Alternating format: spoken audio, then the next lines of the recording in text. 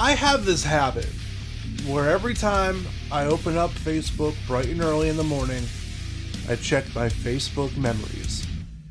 And sometimes to my detriment, sometimes it ruins my fucking day. There's just terrible things that happen. Be like, this cat died that I love, my friend died that I love, rest in peace my granny, she got hit with a bazooka, all this bullshit. But sometimes you get gold, just statuses completely out of context. They make you go, what the fuck? What was I even talking about? Like, I remember it said like 8 years ago, a couple days ago, that I posted a status that was like, if you don't think 2 Chainz is a lyrical genius, explain this. And then I quoted, wood grain chestnut, titty fuck chestnut. Boom. Gotcha ass. What the fuck was I even on?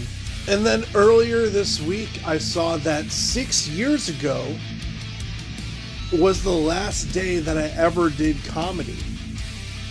I remember before I started regularly doing live hip-hop shows, I did a bunch of stand-up comedy open mics, so I can get used to being on a stage with no other accompaniment, because I came from the metal scene. I was always around bands. So I tried to get used to just being the center of attention with nobody else by doing comedy. And I started getting a little better. And then the world shut down because of fucking COVID. I'm not gonna lie, I had some bangers. I had stuff about like the trauma of being left behind as a child at a Long John Silver's. I had a bit about like me having a crush on Mystique from the X-Men and playing with my Mystique doll while my Wolverine doll sat in the corner in a cup chair. And how like being with Mystique would be awesome because the possibilities are endless until the day she inevitably fucks with you and you're going at it, hot and heavy. You look down and she turned into your dad. And he's just like, I'm real proud of you, sport. Ruining your boner. So much so, the shit just goes inside of you and shoots out your ass. I wonder what would happen if I still did comedy. Every now and then the bug bites me, but I'm like, I have terrible networking skills. I am always too anxious to reach out to people. And the place that was doing it before, I don't think is doing it anymore. So maybe we'll just hang that hat up and try again later down the road when things like that similarly are up and running. And I can just throw my name back into an open mic again at some point. Who knows? But what I saw super recently was I was going through Facebook memories, and I saw that I spent the whole entire day just rewatching old matches of some of my favorite wrestlers. And I just made a day of it. I was like WCW, old WWF, Japanese wrestling, all that shit. Just having the time of my life. Which inspired today's topic. Who are your personal, not wrestling as a whole, personal Mount Rushmore of professional wrestling? Some people just generalized it because they're thinking of like, who made money in the grand scheme of professional wrestling? I'm talking about you. I'm talking about you. I will judge some of your choices. I will. It's what I do. But I'm also going to give you mine. We're going to go through a lot of them. I guess wrestling is what people really latched onto. I always have to kind of pull teeth for people to give me their opinions. And this was just like drop and go. And then I ended up with like fucking 20 answers. So we gonna have fun on this one, baby. So grab a snack, grab a drink, put on your PJs, turn this shit up in your car. I don't know where you are, what you're doing, but you're on my time now, bitch. Let's get ready to kill some time. Let's go.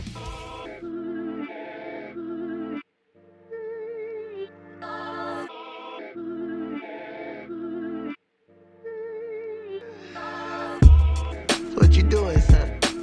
Nothing. Just chilling. Killing. True.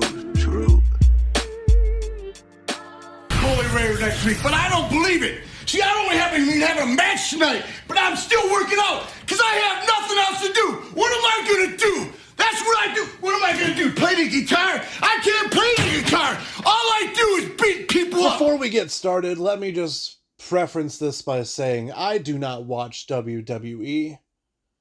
I do not watch TNA. I do not watch NWA. I watch old Japanese wrestling, WCW reruns, independent wrestling, and occasionally AEW if I have the night off. So any excitement and adulation you might have for somebody, I might not share the same opinion, and my opinion might be pretty fucking strong. Do not mean to slander any legacies, but at the same time, fuck you. These are my opinions. Okay, let's get into this. So let's get this shit started. First off, Tyler Swain says Macho Man Randy Savage, Shawn Michaels, CM Punk, Stone Cold Steve Austin. I feel like these names are going to be some of the most frequently seen. And I have no problem with these because these are all very, very good answers. Both for wrestling as a whole and like a personal fan of wrestling, like what their favorites would be. So that's a very good answer. Good job, Tyler. This isn't a contest. I don't know why the fuck I said good job. Justin says Frank Gotch, Gorgeous George, Vince McMahon, Kurt Angle. I feel like this is mostly you thinking of the importance to wrestling as a whole and not personal. But I will say Kurt Angle should definitely be up there on most people's. I will say he is not on mine, but he's definitely close to it. He's definitely going to be on my top 10 if I were to make one of those. Frank Gotch, important. Gorgeous George, incredibly important as far as like characters go, and Vince McMahon is incredibly important as far as like legacies in wrestling business. So good answers. I feel like you didn't understand it correctly, but you know, those are great answers. TJ Renfro says Kane, Jeff Hardy, Stone Cold Steve Austin, and Undertaker. You were definitely a fan. You're a pinnacle of fandom in the Attitude Era. And I cannot default to you. That shit was fire. Disregarding any real life bullshit, those are his choices. Yeah, a couple of these, I'm like, I know you, TJ. You wouldn't fuck with these people. But I know in a wrestling context you do. Also, great choices. Nick Maglio says, Macho Man, Heartbreak Kid, Shawn Michaels. See, I told you they'd be popping up more and more. Jake Roberts, incredible promo guy. And Raven, a fucking mastermind in the wrestling business. And I know you too, so I know like this is personal, and I see all of them in your wrestling and in your promo style. Nick's part of the business, in case you didn't know. Lenore said Dusty Rhodes, Raven, Jeff Hardy, and Mickey James. Solid choices. Not my choices, but Dusty Rhodes should be up there in at least the top 10 of everybody's. Just charismatic, great worker, great promo, important to the thing. Any which way you looked at it, both importance to wrestling and personal shit aside, Dusty Rhodes should be in everybody's top 10. But great choices, Lenore. Let's keep going. I want to find somebody whose choices are so fucking egregious that I have to just bully them right here on the podcast. But I didn't read through everybody, so it's a possibility. Onion says Johnny Saint, Terry Funk, Antonio Inoki, and Gorgeous George. You fucking tried to slip me up by saying Tony Inoki. Nobody calls him Tony. That's crazy. Great choices. Joe Kenny, my boy. Blunt O'Keefe, didn't mean to dox your real name, but that's Scott Hall, best heel. Mick Foley, bringing hardcore and limit pushing wrestling to the mainstream. Stone Cold Steve Austin, and Undertaker. Definitely a child of the Attitude Era, but I cannot disagree with any of those. Those are great picks and reasons. You know, everybody knows Steve Austin and Undertaker, but yeah, Scott Hall is an incredible heel. And Mick Foley definitely brought hardcore to the mainstream. If you weren't watching ECW, You were warning about hardcore in WWF by Mick Foley. That wraps it up for Facebook, but let's take a look at Threads, because I got a good amount of them on Threads. Toma Tigre on Threads just gave me a picture of Mount Rushmore, but all the faces are just Rush.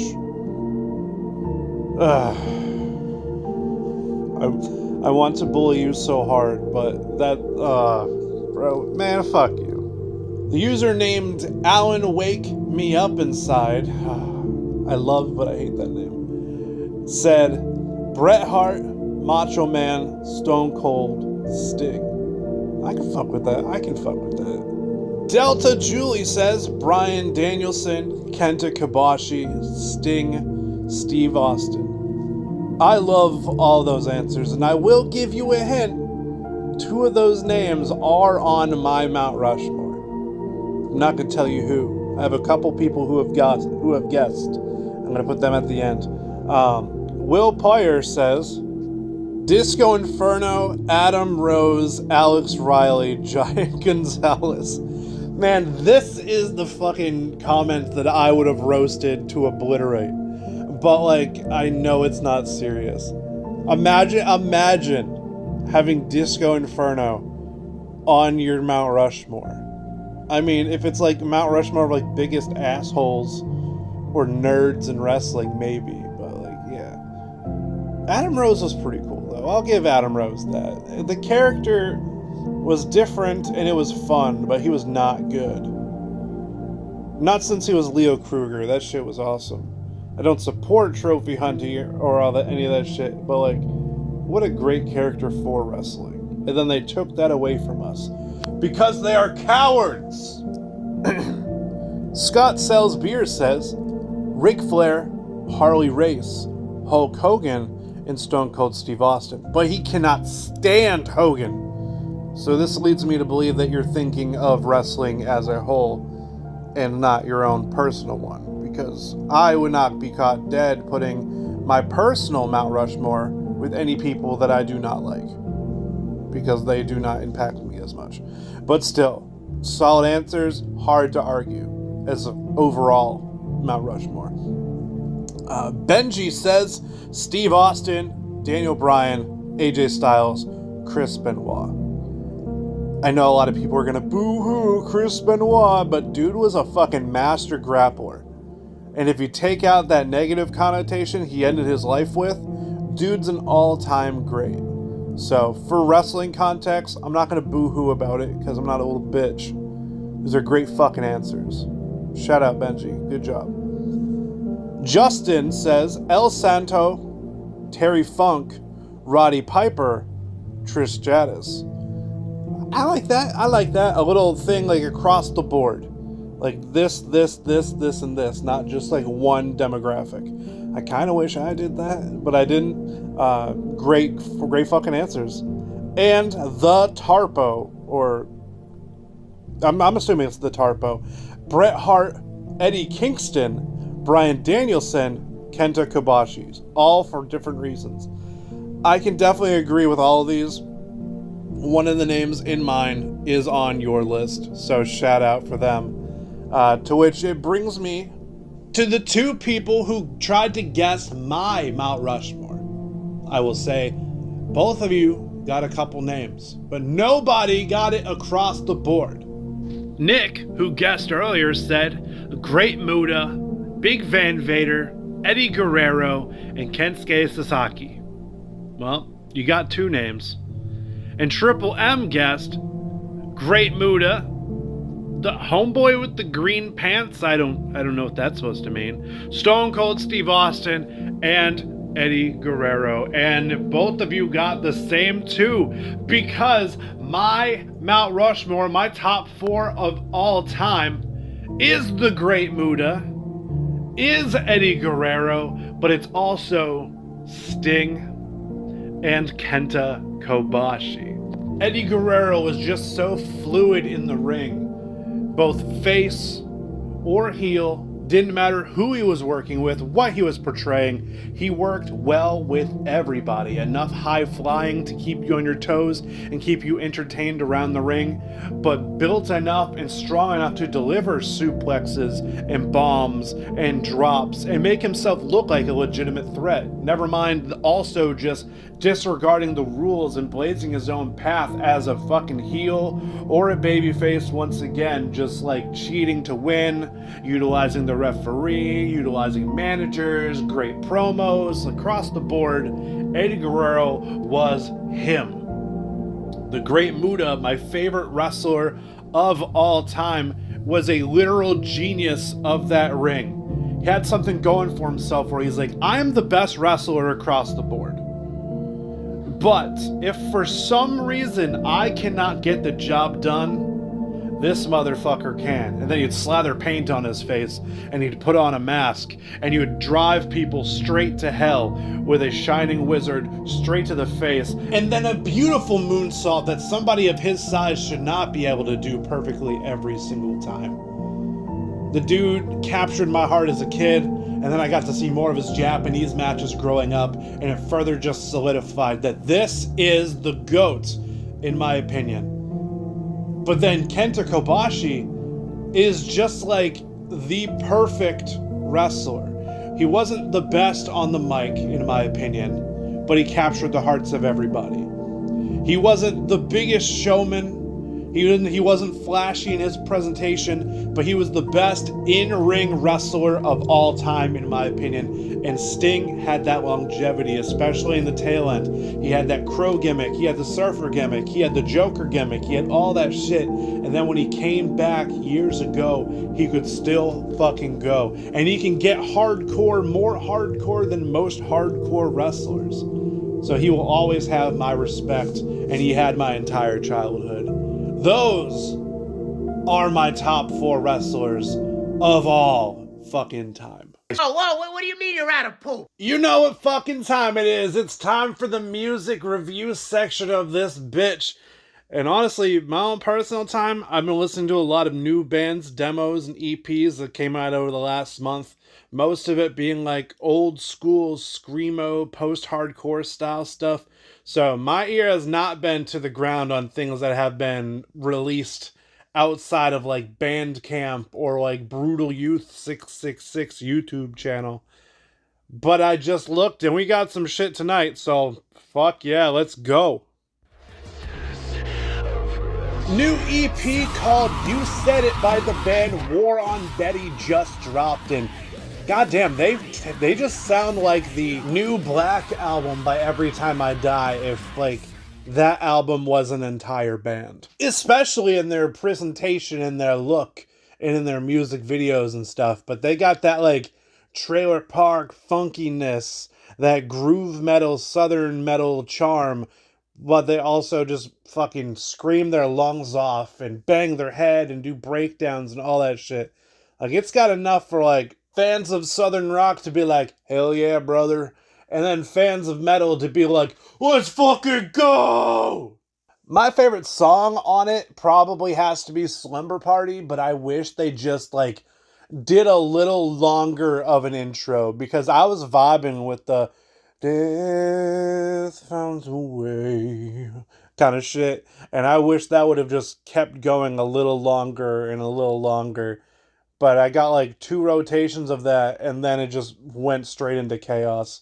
I'm not gonna complain though. The show was fire. I give this show like a B+, A-. A Comfort You Borrow is the new single by the band Chalk Hands that just dropped today. And I gotta say, it reminds me strongly of bands like La Dispute and Balance and Composure.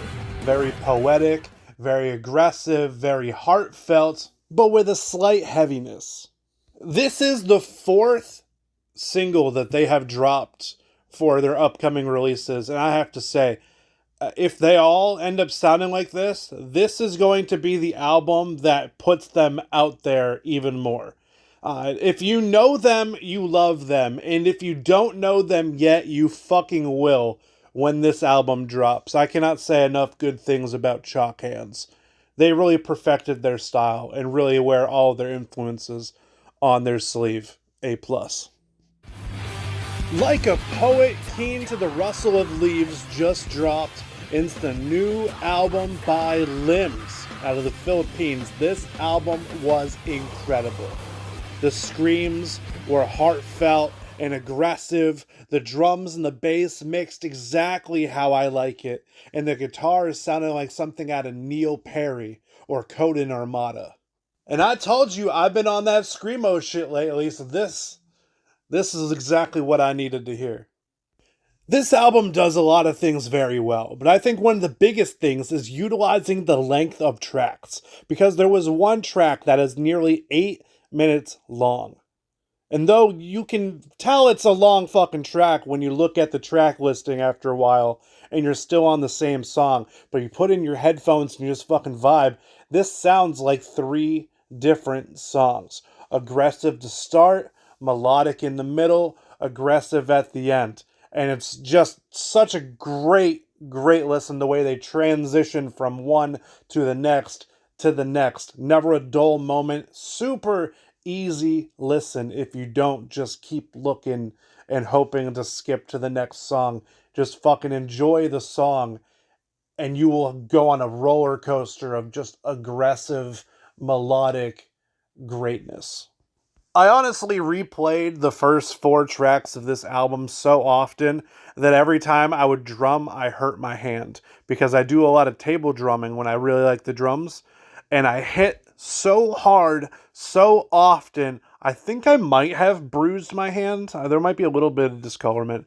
But that's how good this fucking album was. I definitely recommend listening to Like a Poet, Keen to the Rustle of Leaves by the band Limbs. And now, just like I always do, after putting over these 3 albums, it's time for me to take a huge shit on something I did not particularly care for. And this week, it is Poison Icon by Temple of Void.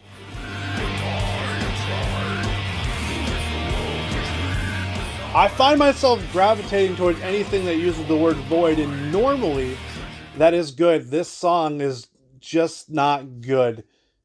At least to me. I know a lot of people who would fuck with this because they just like music with bad production quality. But I listen to this and I'm like, bro, your vocals do not match a fucking thing. This is a mess.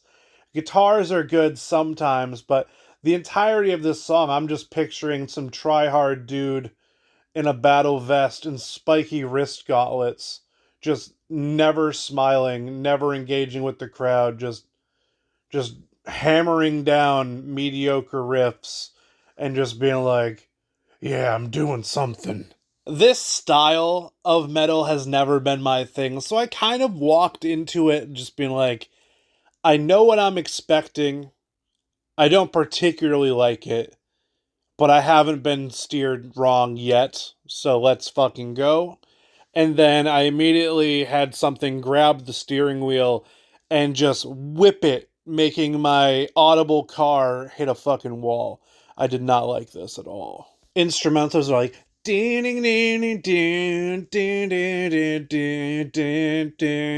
the guitar, as the vocalist is like, and I'm like, bro, fuck all the way off. Fuck all the way off. Go find a pit. Jump into that. Find yourself back in the 1800s with your fucking ceremony singing. I'm not about it. I can't give it an F because some of the guitars were really, really cool. And then their album art was really, really cool. But everything that wasn't guitars or album art was not in my bag at all. So I'm going to give this a D+. It's not failing, but, might as well be. Now, time to run down all the shows that I've got coming up, and I'm going to try to make this as quick as I can because I really want to drink this beer and eat these tacos. Tomorrow night, March 21st, I am playing at Panucci's in Concord, New Hampshire for Vincent Tesoro's Vinny's Hip Hop Festival. It's full of people, a lot of friends. It's only $5. It starts at 9. Come the fuck out.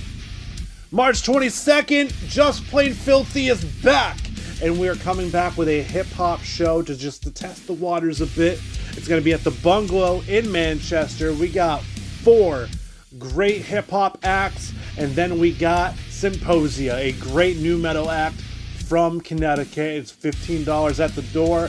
Doors are at 7. April 3rd, Kilmurray headline spot in Nashua at The Spot, featuring animatronic The Abolisher, Elijah Matthias, Worm Food, Hope the Rapper, String Us Together, and Aaron Brown. April 7th, I come down to Boston, Massachusetts for Dying Star's birthday show. It is a free show, so if you're free on April 7th, head down to Midway Cafe. It's going to be great. April 17th, we are back in Nashua yet again. This time I finally get to play Terminus, a very intimate and small horror-themed music venue tucked away in the back roads of Nashua, New Hampshire. I will get more into that as we get closer. April 24th, I come down to Beverly, Massachusetts to Jacob's Corner. May 9th, Just Plain Filthy is back for a rap and metal show at the Bungalow. June 17th, Boston, Massachusetts, I come back to Midway Cafe, and July 17th, we're heading up to Effingham, New Hampshire for the pre-show party for the Run Amok Metal Fest. All right there, it's going to be real fucking good. I can't wait for all of these shows. I'm going to lose my voice at most of them, going hard as shit. But thank you for listening. Thank you for coming along for the ride and talking wrestling and music with me. I hope you have a great fucking night.